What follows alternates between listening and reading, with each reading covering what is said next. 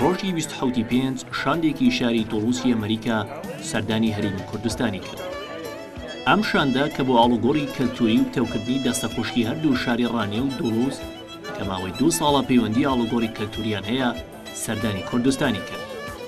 لەلایەن سەنتەری ڕایەڵ بۆ ئاڵوگۆڕی کەلتوری RCE پلان و بەرنامەی کاریان بۆ دانرا کە سەرەتا شاندەکە لە کاتژمێر 3 شەوی 27 پێنجی 2011 لە فڕۆکخانەی نێودەوڵەتی سلەیمانی شاندی شاری دڵوسی ئەمریکا گەیشتە هەرێمی کوردستان.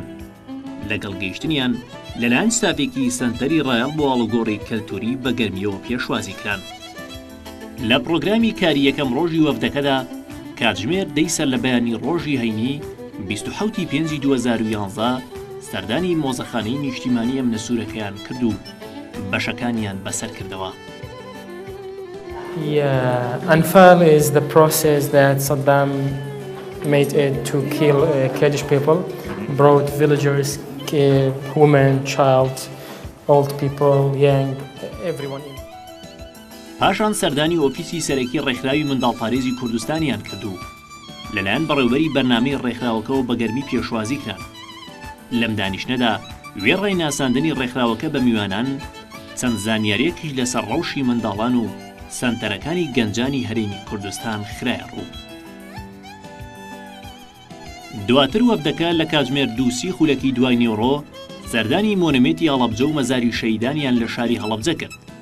لە یاداشتی مۆنومێتەکەدا هاوخەمی و پەرۆشی خۆیان بۆ مێژووی گەلی کورد و شاری هەڵەبجە تۆمار کرد.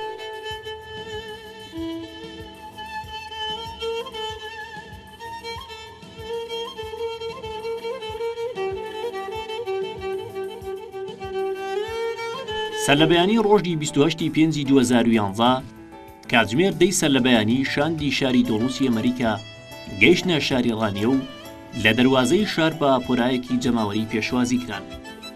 لەو پێشوازیە کە قایمقایمی قەزای ڕانیە و بەشێکی زۆری بەرپرسە حکومی و ڕێکخراوەکانی ناوچەکە و ڕێژەیەکی زۆری هونەرمەندان و گەنجانی ناوچەکە ئامادەبوون، وەفدی شاری دڵوس بە چەپڵە ڕێزان و پێدانی گوڵ پێشوازی کران. پاشان لە پارکی دەروازە پەردە لەسەر لۆگۆی شاری ڕانیە و شاری دڵوس و 2 چڵە نێرگزداگرا کە ئاماژەی بەدەستە خۆشکی و هاوڕێیەتی نێوان هەردوو شار دەکرد. ئەم دوو چالاکیە لەلایەن هونەرمەند ڕێباز قادر ئامادەکرا بوو.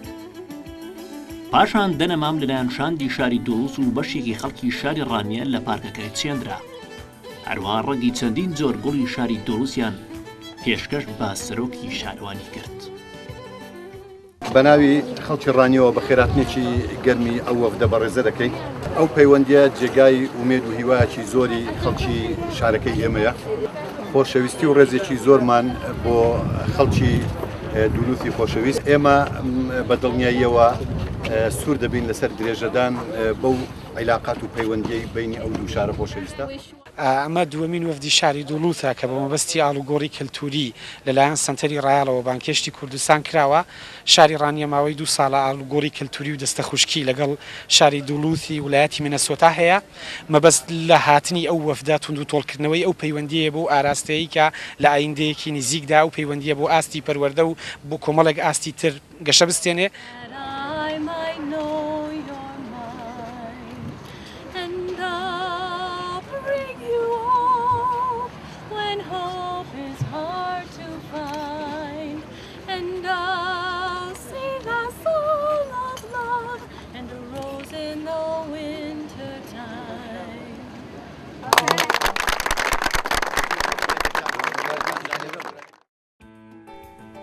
لە کاتژمێر 2 دوای نیوەڕۆی هەمان ڕۆژ لە هۆڵی کتێبخانەی گشتی ڕانیە وەفدێکی شاری ڕانیە کە پێکاتبوون لە قایمقایمی قەزای ڕانیە، سەرۆکی شارەوانی، بەڕێوەبەری پەروەردە، بەڕێوەبەری گشتی تەندروستی، چالاکوانێکی بواریژنان، زانکۆی ڕاپەڕین و بەڕێوەبەری کارەبا و سەنتەری ڕایەڵ لەگەڵ شاندەکەی شاری دڵوس کۆبوونەوەیەکی فەرمیان ئەنجامدا. لەو کۆبوونەوەیە سەرەتا فیلمێکی دیکۆمنتی لەسەر مێژووی پەیوەندی نێوان هەردوو شار و وێنە مێژوویەکانی شاری ڕانیە و نیشاندانی کەلەپوری ناوچەکە نمایش کرا. پاشان ئەندامێکی شاندی ئەمریکا 3 پەیامی حاکمی شاری دڵوس بەڕێز دۆنبیسی پێشکەشی هەریەک لە قایمقایمی قەزای ڕانیە و سەرۆکی شارەوانی پارکی دەروازە کرد. لەو کۆبوونەوەیە تاکید لە بتەوکردنی پەیوەندی نێوان هەردوو شار و فراوانکردنی پەیوەندیەکە کرایەوە. پاشان کۆنگرەیەکی ڕۆژنامەوانی بۆ شاندەکەی شاری دۆڵوس ئەنجام درا. ئێوارەی هەمان ڕۆژ شاندەکە سەردانی ناوبازاری ڕانی کرد و لە نزیکەوە لەگەڵ چەندین کاسبکار و پیشەوەردا قسەیان کرد.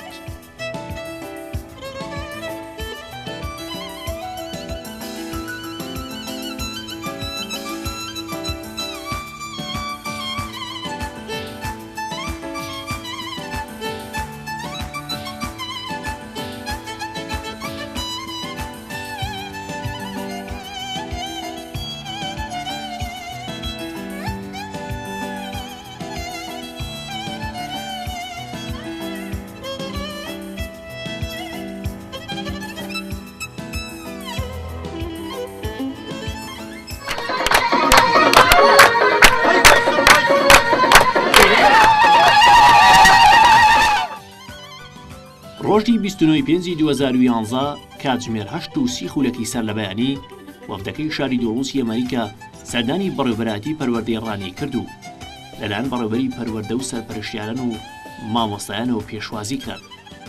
پاشان لە کۆبوونەوەیەکدا باس لە ڕەوشی پەروەردەی هەرێمی کوردستان کرا و چەند پێشنیارێک خرایە ڕوو.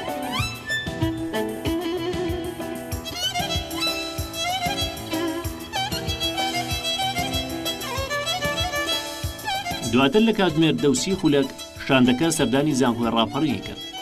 لە سەرەتادا لەلایەن دکتۆر محەممەد سەرۆکی زانکۆ و ئەنجومەنی زانکۆ پێشوازی کرا. پاشان لە خۆبوونەوەیەکی تایبەتدا باز لە دروستکردنی لینکێک کرا لە نێوان زانکۆی ڕاپەڕین و زانکۆکانی شاری دۆڵۆس. هەروەها چەندین پێشنیار و باسی گرنگ لە کۆبوونەوەکەدا خرایە ڕوو. پاشان لە کاتژمێر 2:30 خولەکی دوای نیوڕۆ سەردانی ئامادەی 5,000 کرد. دوای بەخێراتن شاندەکە میتینگێکی لەگەڵ زیاتر لە 60 خوێندکار ئەنجامدا. بەشێک لە خوێندکارانی هەردوو ئامادەی 5,000 و ئامادەی ڕانی کچان بوون. ئەم خوێندکارانە بە زمانێکی ئینگلیزی ڕەوان گفتوگۆیەکی زۆریان لەگەڵ شاندەکەدا کرد کە بریتی بوو لە گۆڕینەوەی زانیاری.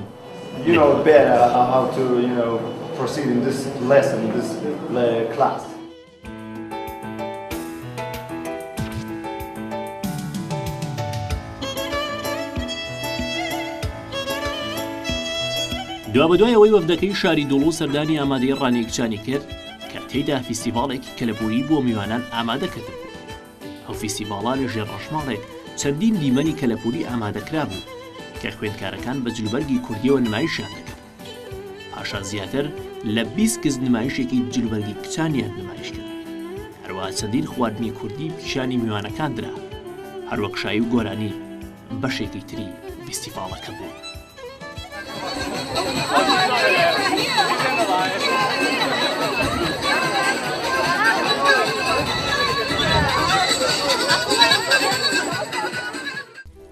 پاش ئەو چالاکیە وەفدەکە سەردانی یانەی وەرزشی ڕانی کرد و چەند شوێنێکی وەرزشیان بەسەر کردەوە.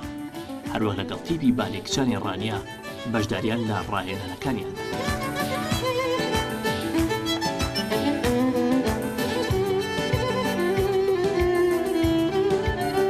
لە کاتژمێر 9 سەلەبەیانی ڕۆژی 30 پێنجی 2011 شاندەکەی شاری دۆڵۆ سەردانی قایمقایمەتی قەزای ڕانی کرد و کۆمەڵگەی فەرمانگەکانی بەسەر کردەوە. هەروەها لە نزیکەوە لەگەڵ چەند فەرمانگەیەک زانیاریان گۆڕیەوە. پاشان لە کاتژمێری 11 پێشنیوڕۆ سەردانی سەرۆکایەتی شارەوانی ڕانی کرد. لەو سەردانەدا سەرتاشریتی پێشەنگایەک بچڕێنرا کە ئاماژەی بەکار و چالاکیەکانی شارەوانی دەکرد. پاشان لە کۆبوونەوەیەکی تایبەتدا لە نێوان هەردوولا چەندین پێشنیار و زانیاری گرنگ ئاماژەی پێدرا بە تایبەت بۆ دروستکردنی پەیوەندی لە نێوان شارەوانی هەردوو شار و بەهێزکردنی یاستی زانیاریەکان. پاشان چەند دیاریەک پێشکەشی میوانەکان. لە دوای نیوەڕۆی ئەمان ڕۆژ شاندەکە سەردانی بۆ ڕێبەرێتی ڕۆشنبیر ڕانی کرد. لەو سەردانەدا سەرەتا چەند دیمەنێکی مێژووی شاری ڕانیە و فیلمێکی دیکۆمنتی نیشاندرا. دواتر لە ماڵێکی کوردەواری کە بریتیە لە بەشێکی بەڕێوەبەراتیەکە چەندین دیمەنی کەلەپوری نیشاندرا. هەروەها بەشەکانی تری بەڕێوەبەراتی بەسەر کرایەوە و دواتر لە کۆبوونەوەیەکی تایبەتدا باس لە ڕەوشی ڕۆشنبیری لە نێوان هەردوو لاکرا. هەروەک چەند خەڵاتێک درایە میوانەکان.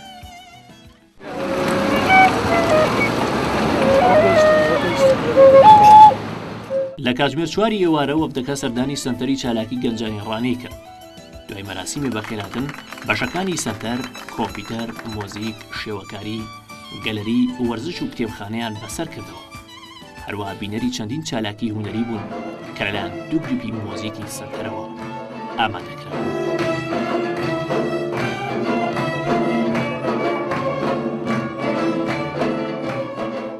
لە کاتژمێر 5 ئێوارە شاندەکە کۆبوونەوەیەکی تایبەتی لەگەڵ بەشێک لە ڕێکخراوەکانی ژنانی ناوچەکە ئەنجامدا.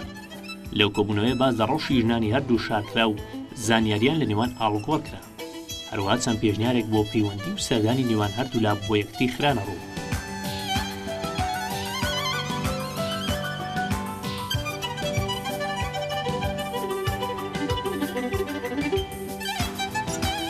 بۆ ڕۆژی دواتر واتە 31 شاندەکە لە کاتژمێر 9 سەر لە بەیانی سەردانی بەڕێوەبەرێتی گشتی تەندروستی ڕانەی کردو لەلایەن دکتۆر محەممەد بەڕێوەبەری گشتی تەندروستی و بەڕێوەری نەخۆشخانەی ڕانیە پێشوازی گەرم کرا.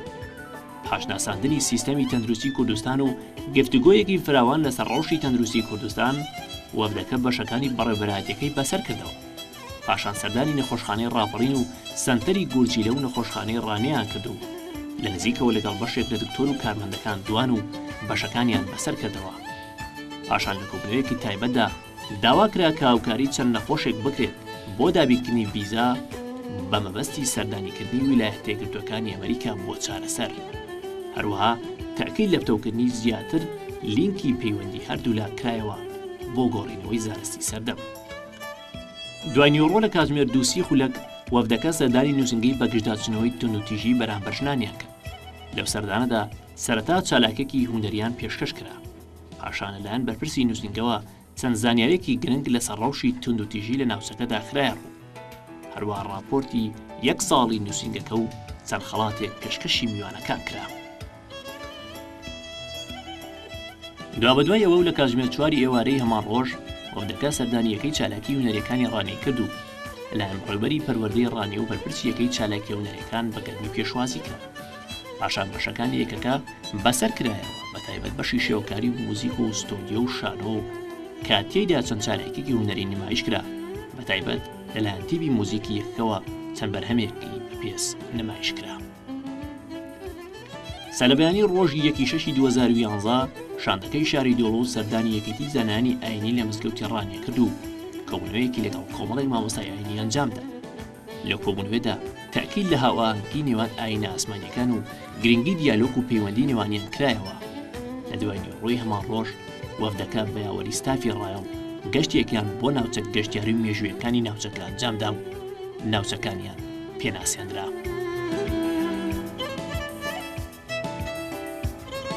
سەلەبەیانی ڕۆژی 2/6 2011 وەفدەکە سەردانی پەیمانگای و نەرجوانەکانی ڕانەی کرد کە تێیدا سەرەتا بینەری چەندین کاری شێوەکاری خوێندکارانی پەیمانگاکە بوون.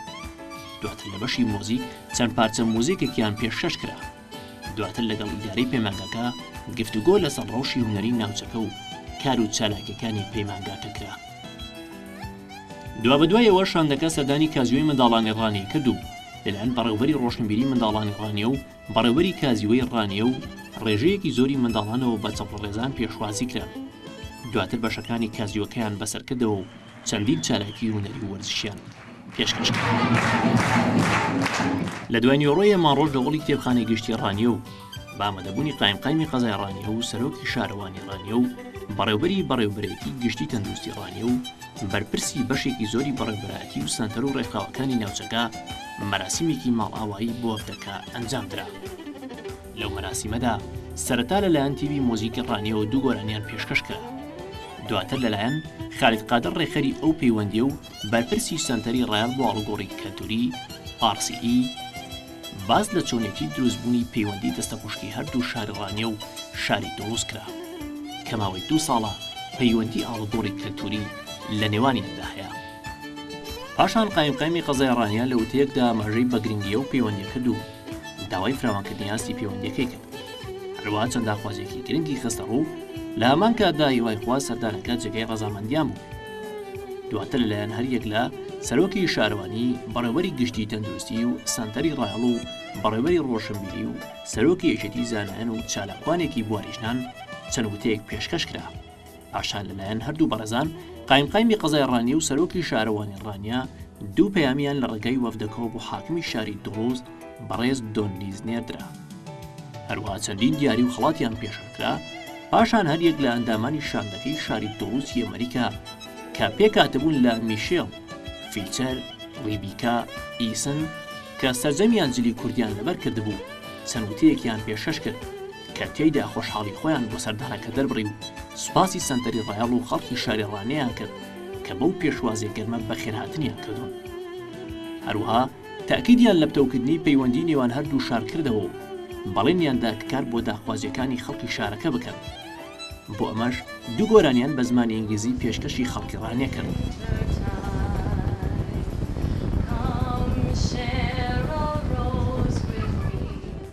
پاشان لە ناو چەپڵە ڕێزان و باوەشی پڕخۆشەویستی ئامادەبوواندا ماڵ ئاوایی لە وەفدەکە کرا. بۆ ئەمەش ستافێکی سەنتەری ڕایڵ تا فڕۆکخانەی نێودەوڵەتی سلێمانی یاوەری شاندەکەی کرد کە لە کاتژمێر 4 بەیانی ڕۆژی 36 2011 خاکی کوردستانیان بەجێهێشت. جێ ئاماژەیە ئەم پەیوەندیی نێوان هەردوو شاری ڕانیە و شاری دڵوزی ئەمریکا لەلایەن سەنتەری ڕایڵ بۆ ئاڵگۆڕی کەلتوری سەرپەرشتی دەکرێت کە ماوەی 2 ساڵە و دوو شارە پەیوەندی دەستەخوشکی ئاڵگۆڕی کەلتوریان لە نێواندا هەیە. بۆ ئەمەش لە مانگی 5 ساڵی 2009 وەفدێکی 7 کەسی ئەو شارە سەردانی شاری ڕانی کرد و بۆ ماوەی هەفتەیەک مانەوە. پاشان شاندێکی شاری ڕانیا لە مانگی 9 ساڵی 2010 سەردانی ئەو شارەی ئەمریکای کرد و چەندین کۆبوونەوە و سەردانی گرنگیان ئەنجامدا کە لە میدیای ئەمریکا گرنگی زۆری پێدرا. وا بڕیارە لە ئایندەیەکی نزیکدا شاندێکی تری شاری ڕانیا بۆ هەمان مەبەست سەردانی ویلایەتە یەکگرتووەکانی ئەمریکا بکاتەوە. They've been planning this for a long time, haven't they? They really have. They've been talking about a visit like this for nearly 3 years. And last year, a group of Duluthians went to visit the Kurdish city of Rania. And this year, the Ranians finally got their chance to visit Duluth.